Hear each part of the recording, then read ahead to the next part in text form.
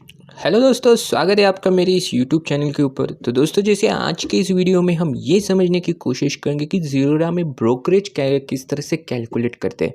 तो दोस्तों, इससे रिलेटेड हमने कम्युनिटी टैब पे यहाँ पे एक सर्वे किया था। तो सर्वे में सबसे ज़्यादा वोट्स जो मिले थे वो ब्रोकरेज को ही मिले थे। तो इसीलिए दोस्तों, आज का जो हमारा वीडियो रहेगा ब्रोकरेज कैलकुलेटर, ब्रोकरेज किस तरह से फाइंड आउट करते हैं, तो इसके ऊपर रहेगा। तो दोस्तों, सबसे पहले आपको क्या करना है, आपके क्रोम में ब्रोकरेज इन ज़ीरोधा ये टाइप करना है।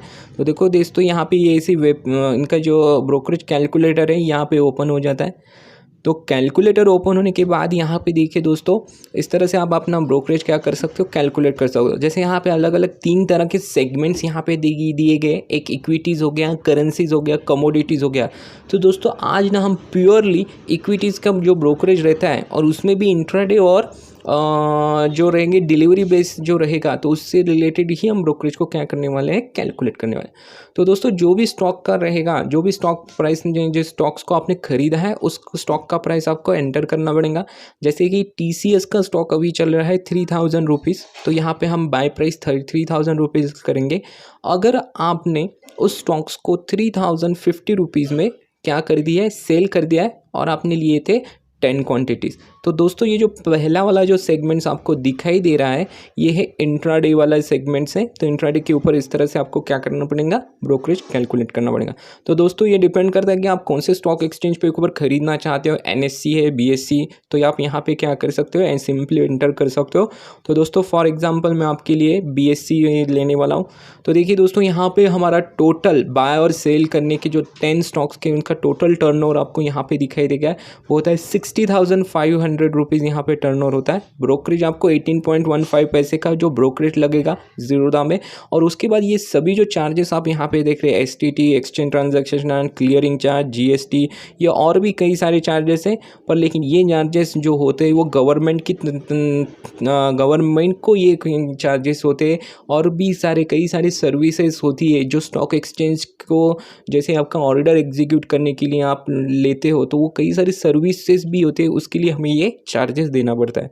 तो दोस्तों, यहाँ पे आपको देखना पड़ेगा कि यहाँ पे आपका देखिए नेट प्रॉफिट और लॉस यहाँ पे कितना रुपीज़ हो गया, 467.52 पैसे हो गया। और आपको यहाँ पे दिखाई दे रहा है ब्रेक इवन पॉइंट।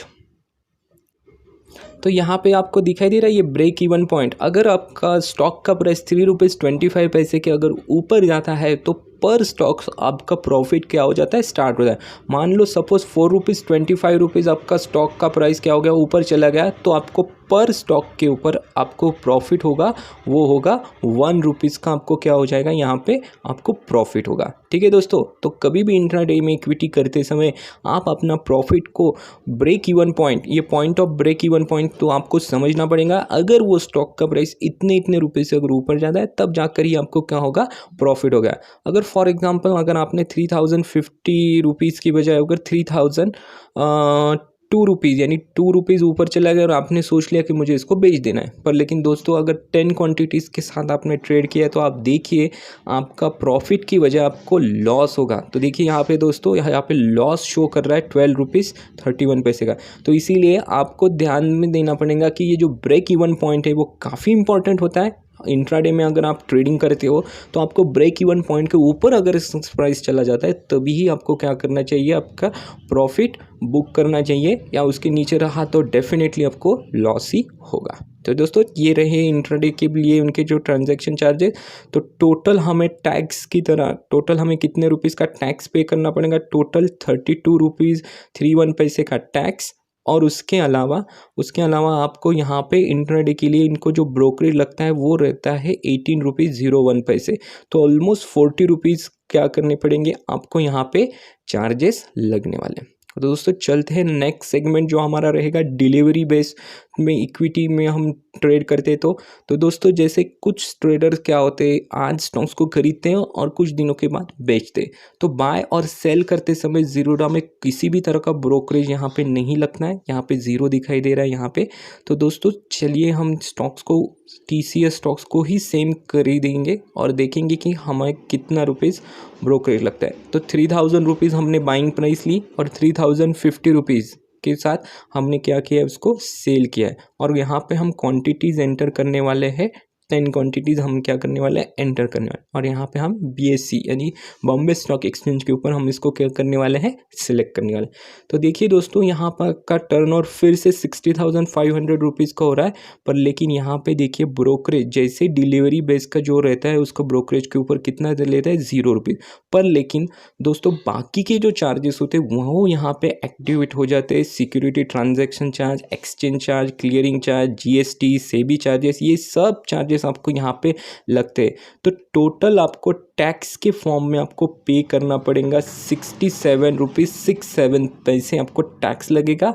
और आपका ब्रेक इवन पॉइंट आप यहाँ पे ऑब्जर्व कीजिए 6 रुपीज़ 77 पैसे। और आपका टोटल प्रॉफिट होगा यहाँ पे 432 रुपीज़ का आपका यहाँ पे क्या हो जाएगा, टोटल प्रॉफिट होगा। जहाँ पे इक्विटी में हमने यहाँ पे कैलकुलेट किया था, देखिए दोस्तों हमने यहाँ पे जो कैलकुलेट किया था, फिर से हम प्राइस को एंटर कर लेंगे और फिर से एक बार चेक कर लेंगे, ठीक है। तो देखिए दोस्तों यहाँ पे हमारा net points of break even 3 rupees 25 पैसे था इंट्राडे के लिए। पर लेकिन डिलीवरी के लिए हमारा ब्रेक इवन पॉइंट आप यहाँ पे ऑब्जर्व कीजिए, डिलीवरी के लिए हमारा ब्रेक इवन पॉइंट 6 रुपीज़ 77 पैसे हो गया, ठीक है। और उसके बाद यहाँ पर देखिए टोटल टैक्सेस हमें जो चार्जेस देने पड़ते थे, यहाँ पे 32 रुपीज़ 48 पैसे टोटल टैक्स लगता था। वही डिलीवरी के लिए देखिए दोस्तों ये टैक्स क्या हो गए, टोटल चार्जेस ऑलमोस्ट ये क्या हो चुके, डबल हो चुके। तो दोस्तों इस तरह से आप अपना इंट्राडे का और इक्विटी डिलीवरी बेस का जो ब्रोकरेज होता है, इस तरह से आप क्या कर सकते हो, कैलकुलेट कर सकते हो। दोस्तों इसके अलावा भी आपको कोई सारे चार्जेस आपके बारे में आपको पता होना चाहिए। जैसे ज़ीरोधा में क्या होता है, जैसे कि डिलीवरी कुछ स्टॉक्स होते हैं जो आप सेल करते हो ना, सेल करने के बाद भी कुछ ऐसे चार्जेस होते हैं वो आपको लगते हैं। शायद आपको उसके बारे में पता नहीं होगा, तो मैं आपको इन्फॉर्म करना चाहूँगा। वो चार्जेस होते हैं DP चार्जेस, ठीक है। वो चार्जेस होते हैं DP चार्जेस। जब भी आप डिलीवरी बेस्ड स्टॉक्स को सेल करते हो, खरीदने के बाद सेलिंग के वक्त ही क्या लगते हैं, DP चार्जेस लगते हैं। जब भी आप अपने कोई भी होल्डिंग स्टॉक्स को सेल करते हो तब ज़ीरोधा में 15 रुपीज़ 93 पैसे का एक DP चार्ज लगता है। ये भी आपको पे करना पड़ता है आपके अकाउंट में से। तो आपको क्या करना पड़ेगा, 432.33 पैसे में से इसको भी आपको क्या करना पड़ेगा, सब्ट्रैक्ट करना पड़ेगा। उसके बाद कभी कभी क्या होता है, आप इंट्राडे में ट्रेडिंग करते हो और 320 से पहले अगर आपने पोजीशंस को स्क्वायर ऑफ नहीं किया तो आपको उससे रिलेटेड भी एक चार्ज आपको लगता है, वो उसको कहते हैं कॉल एंड ट्रेड चार्ज, ठीक है। तो आपने अगर बाय मिस्टेक या कभी कभी क्या होता है टेक्निकल प्रॉब्लम्स की वजह से आप क्या कर सकते हैं, इक्विटी जैसे इंट्राडे पोजीशंस होते हैं 320 से पहले आप स्क्वायर ऑफ नहीं कर सकते हो, तो ये सब पोजीशंस क्या हो जाते हैं, ऑटो स्क्वायर ऑफ हो जाते हैं ज़ीरोधा की तरफ से। तो जब भी ऑटो स्क्वायर ऑफ होंगे तब भी आपको ऑलमोस्ट 10 to 15 रुपीज़ का ऑलमोस्ट एक चार्ज लगता है। मैं आपको दिखाऊंगा, जो मेरे आपकी स्टेटमेंट्स में आपको दिखाऊंगा, क्योंकि एक बार मुझे भी इस तरह के चार्जेस लगे थे।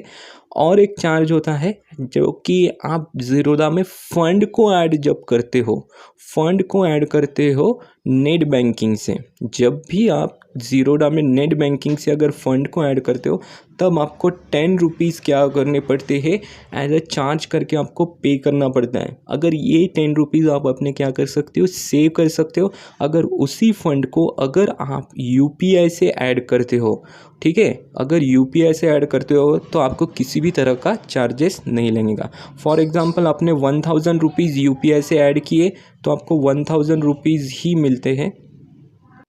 हाँ, 1000 रुपीज़ ही आपको यहाँ पे मिल जाएंगे, आपके अकाउंट में क्या हो जाएंगे, क्रेडिट हो जाएंगे। अगर वही आपने नेट बैंकिंग से अगर आपने पैसे ऐड किए फॉर 1000 रुपीज़, ये 1000 रुपीज़ ऐड ना होने की वजह से आपको ऑलमोस्ट 990 रुपीज़ यानी ऑलमोस्ट 10 रुपीज़ क्या हो जाएंगे आपके, इसमें से कैंसिल होकर 999 रुपीज़ आपके क्या हो जाएंगे, क्रेडिट हो जाएंगे। तो दोस्तों इस तरह से आप ज़ीरोधा के कुछ चार्जेस को आप सेव कर सकते हो। और इसी तरह से हमने ज़ीरोधा में इंट्राडे और डिलीवरी के लिए किस तरह से ब्रोकरेज लगता है ये हमें फाइंड आउट किया था। तो दोस्तों वीडियो अगर आपको अच्छी लगती है तो इस वीडियो को लाइक कीजिए और अपने दोस्तों के साथ शेयर कीजिए। Thank you for watching my video.